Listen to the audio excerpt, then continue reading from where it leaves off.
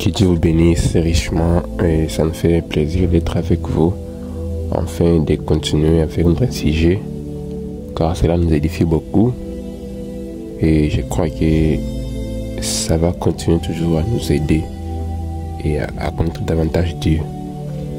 Et afin que nous puissions continuer, on va prier pour que Dieu puisse nous précéder. Il me vient un peu ça, nous sommes devant toi.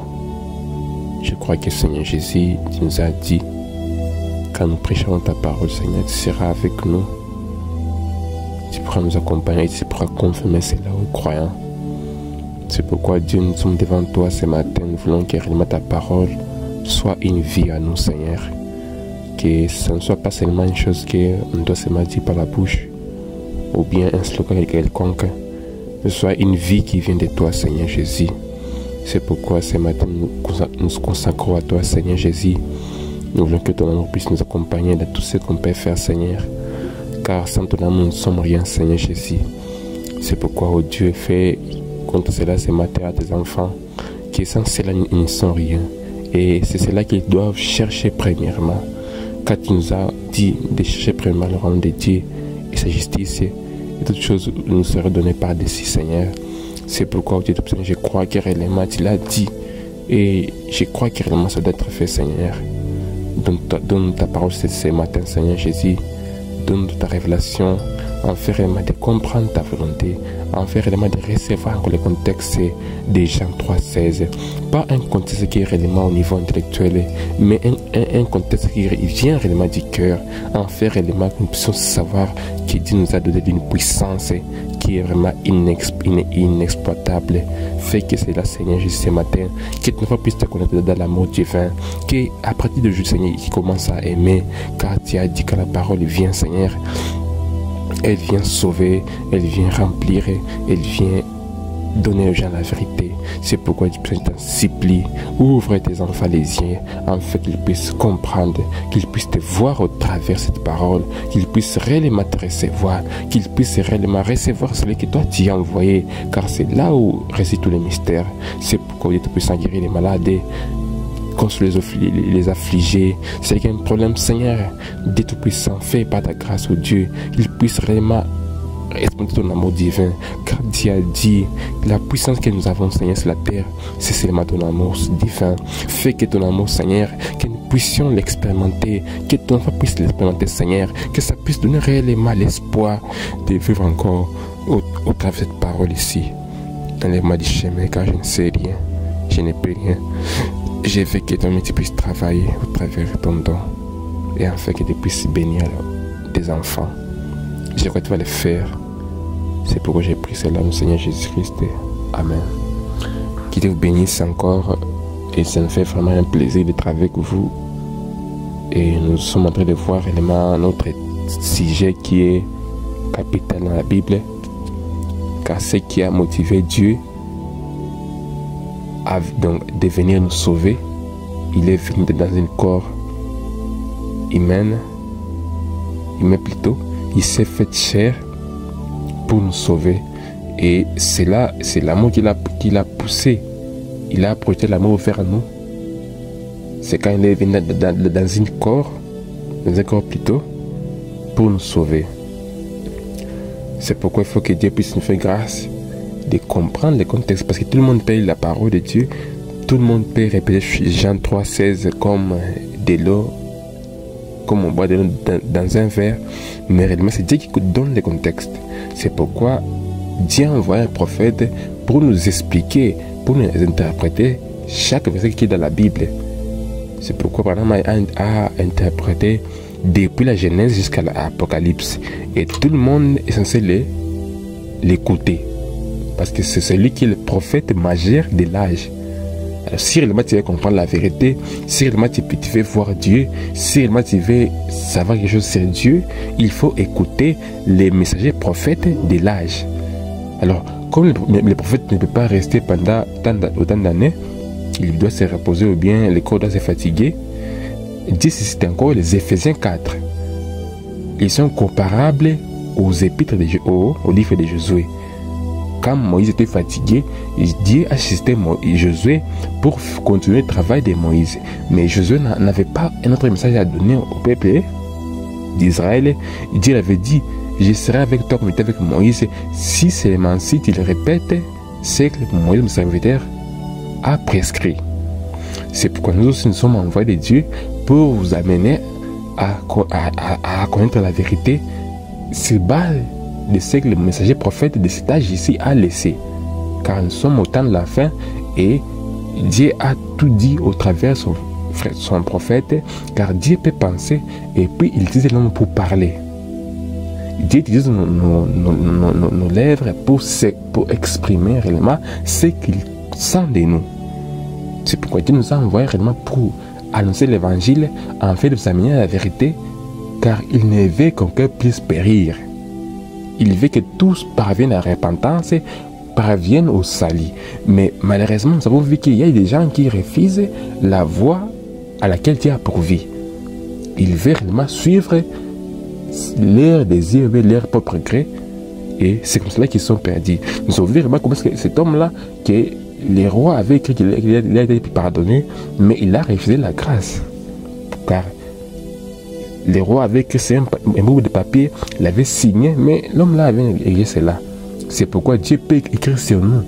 Et il signe vraiment, je t'envoie à mon nom. Je t'envoie notre Seigneur Jésus-Christ. Va, annonce la parole. Celui qui aura la grâce de croire, il pourra te sauver au travers de toi. Vous voyez ce que Dieu fait. Alors quand tu le vois, tu négliges, parce qu'il parle comme si, il ne sait pas parler, je sais parler mieux que lui, tu commences à raisonner. Je vous ai montré que l'amour ne raisonne pas.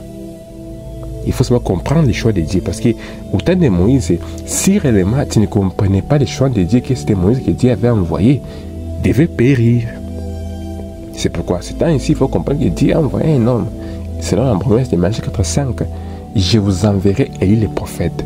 Alors un prophète à Paris, appelé Frère Branham, il est venu avec l'esprit d'Élie pour nous amener à la foi apostolique.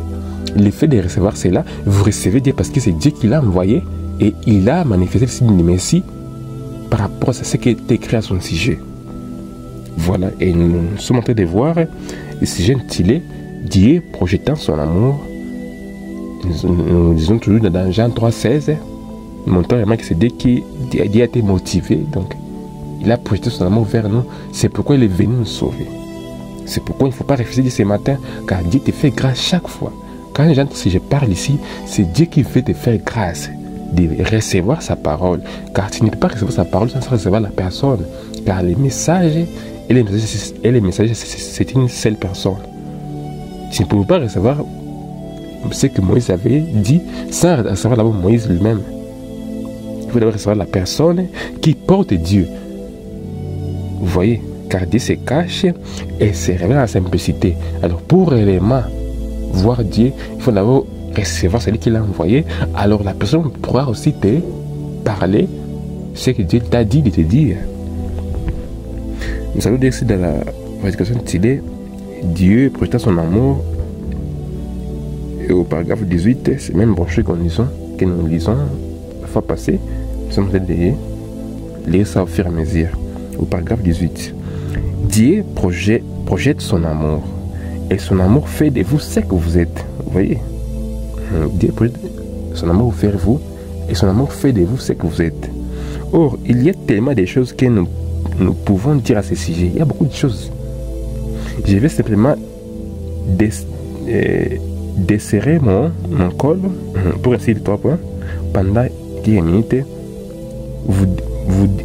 pour vous dire, mes amis canadiens, parce qu'il peut se pencher à Canada, certaines choses que je garde dans mon cœur. Donc, le prophète va vraiment dire les secrets de ce qu'il garde dans son cœur. Car je vous ai dit que Dieu, quand Dieu pense, le prophète parle. Donc, Dieu vient nous dire son secret. Dira réellement la vie que Frère a passé sur la terre, il veut vraiment nous dire son secret, c'est quoi au juste? Ce qui lui a amené à réussir. Qu'est-ce qu'il avait fait? Ok, continuons. Excuse-moi pour cela, car c'est un témoignage personnel. Je voudrais vous faire connaître quelque chose que j'ai gardé dans mon cœur et que j'ai découvert, car ces moments me semble très approprié pour cela. Le prophète va nous dire son secret, car il comprend que le moment approprié pour le dire vient d'arriver. Beaucoup de gens se demandent ce qui se passe. Parce que quand les gens voient réellement qu'il guérissait les malades, il y a beaucoup de gens qui s'est passé dans son ministère. Alors beaucoup de gens se demandaient qu'est-ce qu'il faisait pour que réellement il puisse arriver à un niveau pareil. Alors, les prophètes vont vraiment nous dire ce qui est son secret. Ok. Il pensait qu'il s'agit d'une sorte de mysticisme. Ce n'est pas ça, c'est l'amour. Voilà la chose qui a amené Branham au succès de son ministère. C'est parce qu'il avait l'amour là, il avait cette vie. Car nous sommes des créateurs à miniature. Pourquoi? Parce que nous créons autour de nous une atmosphère par cette chose ici.